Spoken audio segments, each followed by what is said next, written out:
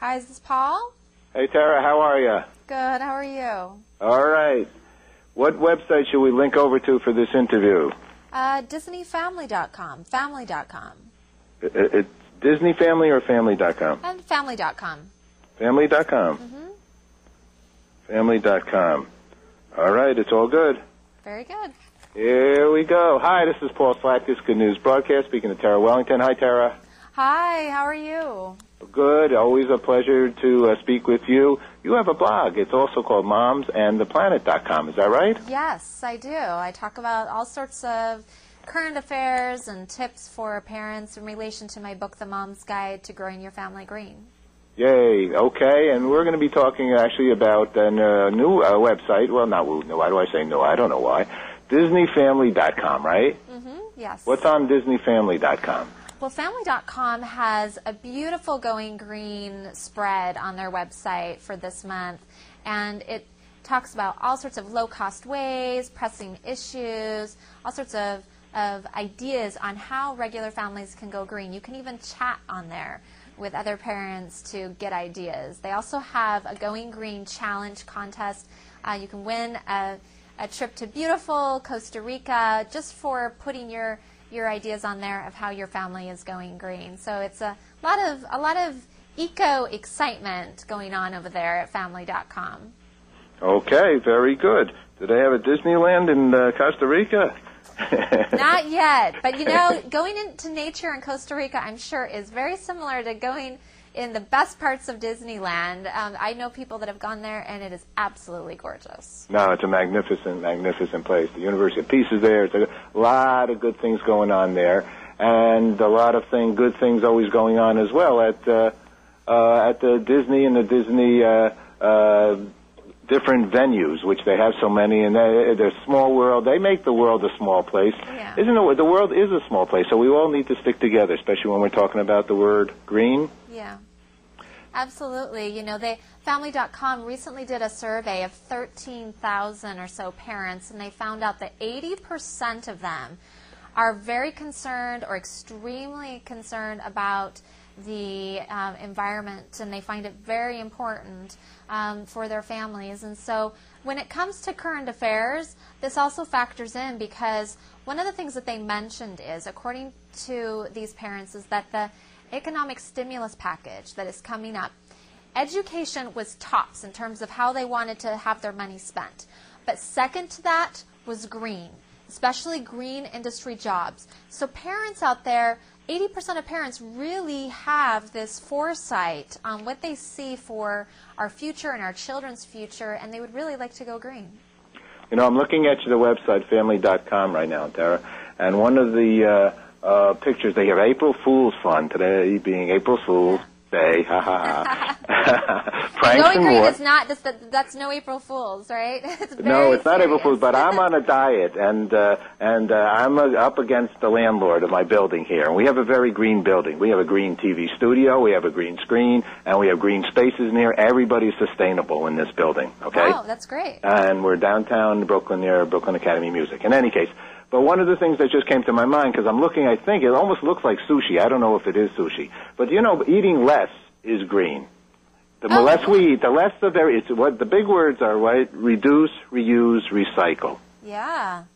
So what do you think about that? Yeah, and it relates to our food, you know, as well. Certainly overconsumption relates to food as well as all the things that we buy, and certainly being a conscious consumer is part of being green. You know, purchasing the things that you only really need. Also going vegetarian or semi-vegetarian is very green because, interestingly enough, you know, livestock produce a lot of greenhouse gases, and so going a little more vegetarian helps the planet. Protecting our food supply. I'm glad you mentioned food, because that is one of the most pressing issues that we have right now. We need to choose organic as much as possible and local food as much as possible. Local food would be food that is produced within a 100-mile radius, ideally, of where you live. And organic food and local food contributes a lot less chemicals to our waterways, to our soils.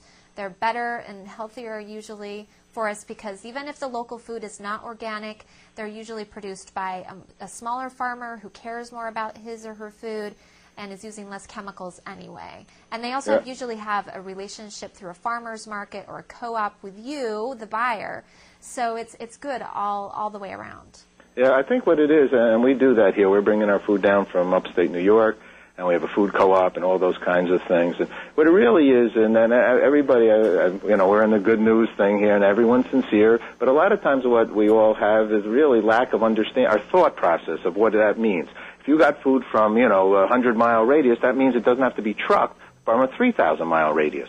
And that means gas and oil and all, blah, blah, blah. So a lot of these things is just starting to, open up your mind about what's around you, what's in your daily lifestyle. Even Time magazine, I think, cover said, it's maybe the end of excessiveness, I think was the title on it. It's very topical for them to say that, and I do think that the recession has something to do with that and factor in. But, certainly there is this whole green economy, green mindset that is now becoming mainstream, which it factors into all of that.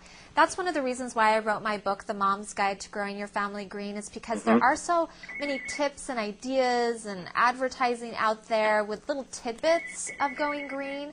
But what's missing a lot of times is that full education of why maybe you would want to choose organic, or why you would care about saving the oceans and how it affects you, and then how to do that. And once you understand a little more of the background, then you can really make those decisions in a thoughtful way and have a real motivation. We're on very much the same page. I don't know if you've seen our show, The Water Hour, but we have almost 40 hours on the subject of water and the concerns and the good things, from like bread and beer to the concerning aspects of water and its greenness and our non-greenness. You also have your own site too, right, Terra? Right. I blog at momsintheplanet.com, and I talk about a lot of these current issues, and also I try to give little tips that are really current that maybe weren't in the book, and give people a lot of ideas from a family perspective, a real person's perspective.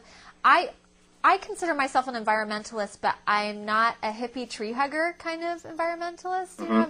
I'm a real person trying to do it, and I think that so many people like that so many people fall in that category, that they may still drive their SUV, and it may be for practical reasons that they need all those seats. So it's a matter of really finding, how can I integrate all this green into my life? Maybe it's just changing a behavior, changing what I buy on a regular basis, and it really can be done. We're very much on the same page, and it's very hard to judge how anybody else is living their life, and we all try to, let's all try our best to do the best we can, I guess, is the key here. I'm looking more at your website, Green 11 Into the Wild. Here's a nice thing. 11. This is the Disney family one. So it's actually literally. I try to link it as a Disney family, but family.com gets you there. I know that. Into the Wild. 11 great green vacations. Right. In our community, how green are you? Here, this is interesting. Paper, plastic, neither paper and plastic, and there's also a lot of things that we don't know. In essence, that certain items are potentially better. Plastic is not the worst item in the world. A lot of plastic is the worst is a concern. Everybody has different thinking on these kinds of things, but a lot of stuff is coming out more and more, and every day we're seeing it. Any other last thoughts, Terra, that you might want to share? Well, it is true that there's that toss-up sometimes between paper and plastic. I'm of the notion that we really should try to reduce plastic whenever possible. And paper does use trees, but trees are renewable if we're managing our forests responsibly. That's the bottom line, right? Of course. Otherwise, trees grow up again. So as long as we're being careful with that, yes, there is manufacturing and some costs involved with once the trees get cut down and all, but they are biodegradable, they are renewable, and the vast majority of plastic right now is not. There is some compostable plastic, but even with that kind of plastic that's compostable, that was made maybe from corn, generally that has to be sent to a high-heat compost facility. You can't even compost it in your backyard. So those are considerations. So choose paper when you can. I'm on that page also. We one time went, the whole group, I brought 7 people to Russia and to Moscow to find a way to get rid of tires. And we literally went into this was after the government changed. I'm going to have to wrap now. You got to run. In any case, you just bang the tire. You freeze the tire and you bang it and it disappears into small molecules. All right, well, let's talk again, Tara. I always enjoy speaking with you. Thanks so much. All right, bye-bye. Bye-bye.